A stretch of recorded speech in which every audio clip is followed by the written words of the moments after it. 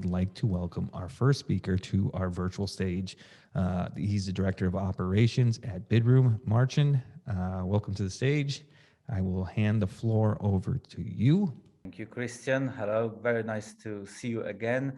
I'm just gonna share the screen. So firstly, I would like to welcome all the participants. And Christian, thank you once again for the invitation. I'm happy to be back here at the iMeet Hotel Conference, and I will take this opportunity to wish you all a fantastic 2022. For those who don't know me, my name is Marcin Wesolowski, and I am the Director of Operations at Bidroom. Previously, I used to be a hotelier for many years until 2017, when I have joined this amazing team. I worked in business and travel for years. I have also been lecturing at various universities, as I believe it is important to share knowledge with the young generation. Now, today, we are talking about how to recruit and, most importantly, retain employees. For the past many years, I have been involved in recruitment, team building, training, and education of staff, both at Bidroom and my previous organizations that I worked at. Recruitment, HR, and anything human-related has always been a challenging, dynamic environment. How we used to hire a decade ago is definitely not how we do it nowadays. It is, however, not hiring that I want to talk about right now. I wouldn't be able to hire alone, if not the great recruiters I worked with in the previous years and team leaders I cooperated with. How to keep people is more interesting in today's talk.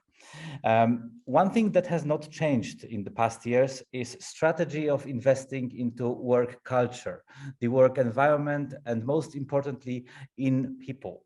And this is something we will be covering here today. If you looked at the agenda of this iMeet Hotel Summit, you have noticed the presentation title next to my name is Overcoming the Great Resignation. Am I going to give you a ready recipe for overcoming the great resignation? No. Am I going to talk about how to constantly motivate people and make sure that they stay with us? Maybe, hopefully. Yes, I believe so. So let's take a few seconds to actually clarify what the Great Resignation is, because we have heard a lot about it in media recently. The Great Resignation, also known as the Big Quit, is an economic trend in which a large amount of employees resign from their jobs beginning in early 2021, primarily in the United States. It started when the American government refused to provide necessary worker protection in response to the COVID-19 pandemic, which resulted in wage stagnation and rising costs of living. In my opinion, and I base this on facts, of course, the Great Resignation is, however, not a global trend that apply in all industries. Something similar has happened in various businesses operating in tourism, of course, hotel industry. It also happened a bit in here in Poland, where I am located, where a lot of people were recently optimizing their employment contracts prior to the largest tax reform, which has been implemented in the country. They were changing jobs. But in general, the Great Resignation does not mean there is a massive amount of people that voluntarily quit around the globe in all industries. We can't generalize that. Having said that, if we look at the topic from a less general perspective, there is indeed something interesting going on, especially in technology world and a couple of other industries. Due to talent shortages globally, companies are now matching and offering very competitive salaries and benefits to either retain or attract employees. The sudden discovery of remote work or mixed model of work allowed a lot of companies to acquire talents in various, sometimes very remote destinations. And this is something that we are observing now in Central Europe, where big US-based tech companies are currently sourcing, for example, their software engineering talents. So let's talk a bit about how we do things here at Bidroom, as it is always good to look at some examples. Firstly, the Great Resignation can happen to every organization. You can avoid it in a year, in 2 or 3 years, but there will be always a year when it happens to you and your organization. It will be simply a result of few people deciding about the change. They might make a decision to resign based on the fact that they have spent a lot of time with you, and suddenly they felt an urge to change. During the course of the pandemic, we at Bidroom have made a very different decision comparing to a lot of other companies. We made the priority to keep all people, despite the big question, what will happen next? So why, when everybody was getting fired, we were hiring? The answer is very simple. The world is extremely competitive. Once you lose talents, you will spend a lot of time, money, resources to build the team again. Even during the pandemic, we knew that there is a chance to think more about the product, to think about improvements, new perspectives, new solutions, all of that in order to ensure we come back strong. Of course, as most organizations in the pandemic times, also at Bidroom, apart from hiring new talents, we have experienced some of them leaving their jobs. Some of our colleagues have simply made the decision to do something else. Some of them relocated. So while this happens, it is important to treat those who leave with kindness. They have spent a big part of their life working for your success, for our success. And you have spent a great time together and achieved a lot together. So there are certain reasons that people nowadays decide to make the next step. Firstly, the pandemic has caused a fundamental reshaping of values in society. And we can talk about it for another 30 minutes, but we don't have time for that. A lot of professionals are now trying to achieve a better quality work-life balance. You know, we've been always talking about work-life balance, but what a lot of people were trying to achieve in the past 2 years was really investing into the quality balance between the two. And finally, some people are embracing career downsizing, which is also a very interesting topic, in order to achieve more satisfaction in their lives. So what is that we do at Bidroom that keeps so many people to stay longer with us? As I mentioned, some people left. We decided to keep the entire team. We've survived. We've moved things forward. We believe that we did a great thing. But you know, we have a lot of people in here who have been with us for many years. So how we do it? Back in times when I used to work as a hotelier, the team was crucial, of course, to create a welcoming atmosphere of boutique hotels that I used to run. When I come back to these times in my memory, I remember this description: family-run hotel. That is how I remember those times. Of course, it is difficult and probably not recommended to run larger organizations in the family-run business model. But actually one thing that I learned in past years, and from those years spent in hotel industry, is that friendliness never hurts anyone. It just helps us to run things smoothly. So moving further, there are 6 main areas that I want to talk about, which always help to keep people happy and aligned with the organization, and which definitely worked for us at Bidroom. I will immediately say that it's not about more juices, more gym equipment. Those things become unnoticed over time. There is, however, a bit of philosophy in what we are going to discuss. So let's look at the points. Invest your time into trust, transparency, and culture. From the top to the bottom, everybody should trust each other in an organization like ours and like yours. At the management of the company, we know that people which we hire have gone through some serious check, and since the moment we hire them, we give them a full benefit of doubt.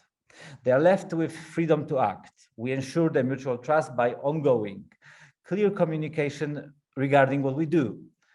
Apart from usual reports to line managers, our update meetings, which happen more or less on a monthly basis, are supposed to give everybody an update on every single aspect of the work, from HR to product development, business development, marketing, and other aspects that are important to people. Communication, trust, transparency. Everybody knows what it is. Simple, yet so important. On top of that, there is culture. Since the very beginning, we used to call it the Bidroom DNA. What is the Bidroom DNA? Apart from skills, education, and experience, there's always this very hard to describe factor that decides whether the person will make a change. Is he sharing our passion? Is she or he a positive person? Is she or he going to open people's minds to other perspectives?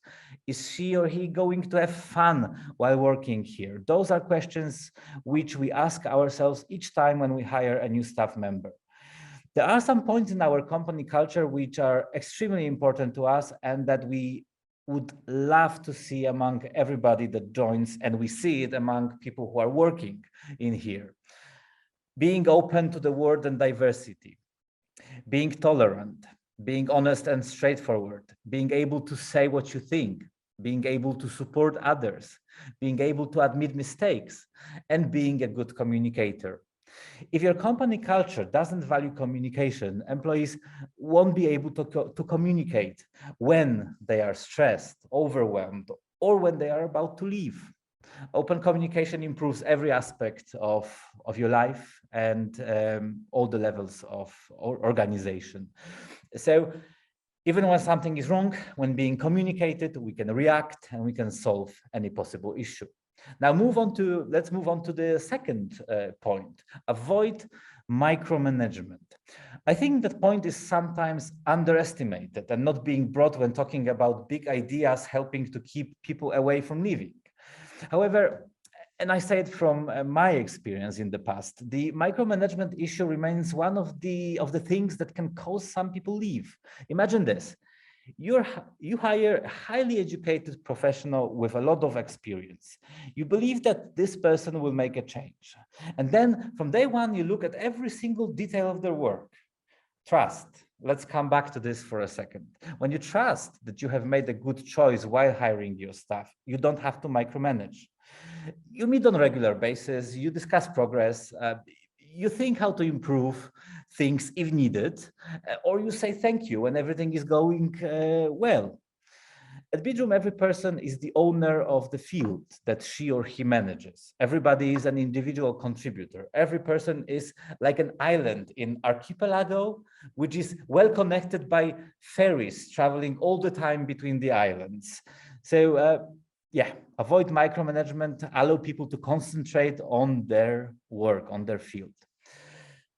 Now, point 3 is about money. Strengthen your compensation and benefits. Have a look at inflation, which is now all around the world. Think about perks and anything else that increase employee loyalty. We live in a very dynamic environment where, especially in certain fields, the demand is huge. Huge demand means an increased competition between businesses, and on the other hand, expectations from employees. Not every company is able to compete with technological giants in terms of compensation. Let's be honest about it. There are regions of the world where salaries are very different from the US quotes. However, it is important to make sure that we are in line with market salaries in your country. So, is it all about money? Of course it isn't. Very often what decides about the fact that someone would join the team is the story we tell, our mission, our values, and what we want to achieve. There are tons of people that would choose to work in a positive, scalable team with a lot of human touch. A lot of people choose an interesting project rather than just to be a tiny part of a large corporation. And of course, moving forward, perks are of course very important. We've provided our staff with an amazing office space here in the very center of Krakow, Poland, a mix of hybrid of historical building and modern interior. They can always come and work in here. They can always work from home as well. You know, little touches. For example, our office work comes with daily lunches, snacks, sports area, chill out room, etc. But what is more important is the atmosphere. So we actually hear people genuinely planning to be in the office because they want to have that human contact at work, to feel that atmosphere. So at the same time, we accept that there are people who, for various reasons, choose to work from home, but I will talk about it later. Let's move forward because time is running. Prioritize initiatives to improve employee well-being. So we've all been working quite hard in travel industry, technology, hospitality, to improve our staff life. We have people from various businesses in our team. What connects us all is our passion for travel. So why shouldn't we do something connected to travel? You might think after 2 years of pandemic, oh, people are not traveling. That's likely not true. It's partially because we are in our travel bubble, but it is actually amazing how quickly people come back to traveling as soon as they can. So we've been thinking what other perks we can give to our people to make them happy. So we decided to create a travel budget. So our people, they can book our amazing properties all around the world. They have a certain budget to use because we know that going away, going for vacation will basically relax them. They will be able to come back to work full of positive energy.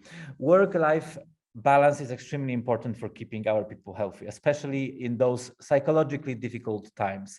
Therefore, we are more than happy to support our team in their travel plans. We simply know how greatly it influences their well-being. So then, moving forward to flexible working arrangements. Finally, a very important topic that the whole world has been talking about for the past 2 years. Working from home versus working from the office. Let's start with one important note. We are privileged. Anyone that works in an industry or in a field in which work can be done from home, from a computer or a phone, is a lucky person. She or he is lucky because they can choose. There is a lot of people that work in industries in which it is not possible. We are in that lucky group of people that can get work done remotely. We do positive sides of both the office, the atmosphere, etc., and the remote work. If both are good way to work, why shouldn't we be doing both? And that is actually precisely what we have implemented at Bidroom. We understand there is a group of people that need other people, that need space. We give it to them. We also understand that there are amazing perks connected to working from home, more time with kids, less commuting, especially when you live away. That is why we also offer that option. Actually, at Bidroom, we have invested a lot of time and effort to setting up things right. So if we work from home or the office or other places, we just need to make sure that we are able to communicate well. Why? Because communication is key, as we previously mentioned. Flexibility is key to success here. By implementing flexibility, we ensure that we have a diversity of people, those loving working from the office and those loving working from home. Now, point number 6, understand your employees' needs by collecting feedback and communicate with them. We've mentioned that already. As you know, in flexible work environment, you will have a chance to have regular communication with those who are with you in the office and less regular with those who work remotely. Therefore, it is important to also implement some sort of standardized ways of communication. So provide people with feedback forms, analyze their opinions, think about what you can do, but also provide them with regular updates, especially in such a dynamic environment like the pandemic times. That was something extremely important for us. Communicate, communicate, communicate. There were times, weeks, months where it was pretty harsh in terms of the pandemic situation. So we had to guide people through this difficult time. So to summarize, let's try to answer the very first question from the beginning of this presentation: how to overcome the Great Resignation. So make sure you create a team full of people that believe in what you do and what they do. Make sure you communicate both ways, listen to each other and talk to each other. Make sure you're flexible, and when you adapt to the changing environment, make sure you give people as many options as you can offer. Make sure your staff is well paid and provided with extra benefits, which not only make them happy, but also support their growth, professional growth, private growth, and let people work in environment that allow them to both efficiently to be both efficient and happy as well.